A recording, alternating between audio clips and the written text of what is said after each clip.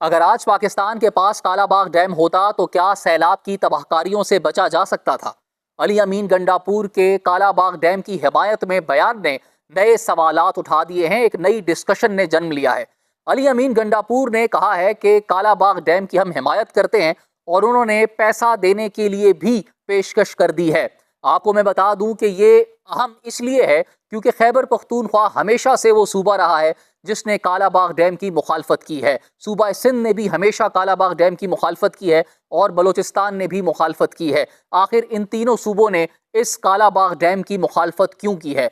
Kalabagh dam जो कि आजकल की बात नहीं बल्कि अर्ली 50s की ये बात है। अर्ली 50s में इसका प्रोपोजल पेश किया गया और 72 साल इसके प्रोपोजल को हो चुके हैं, लेकिन इस पर सिर्फ सियासत हुई है। अमलन कोई ऐसा इकदाम नहीं हुआ कि ये तकमील तक पहुंच सके। खैबर पख्तूनख्वा का ये मानना है कि अगर ये तामीर किया जाता है तो नौशहरा बेल्ट पर जो रिजर्वायर्स बनेंगी वहां की ऊपर जो है सूरत हाल ऐसी होगी कि पानी का जो लेवल है वो ऊपर आ जाएगा और बहुत से लोग, लाखों लोग बेघर हो जाएंगे, जिसकी वजह से वो इसकी हमेशा से मुखालफत करते हैं। सिंध के का ये कहना है, ये मौकफ है कि सिंध, चूंकि ये दरियाए सिंध पर बन रहा है कालाबाग डैम और सिर्फ उसी को जो है पानी को कंट्रोल करेगा, तो सिंध की जो पानी की ज़रूरियात हैं, वहाँ की ज़मीन को जो पानी दरकार है वो पहले ही कम है और अगर ये डैम बन जाता है तो उसको मज़ीद कंट्रोल करके उसका रुख मोड़ा जा सकता है।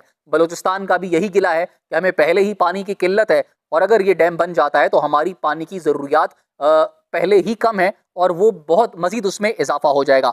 जबकि पंजाब ये चाहता है कि ये डैम बने क्योंकि पंजाब उसको इसकी फेवर हासिल है, उसकी इंडस्ट्रीज को इसका फ़ायदा हो सकता है, उसकी ज़मीन को इसका फ़ायदा हो सकता है।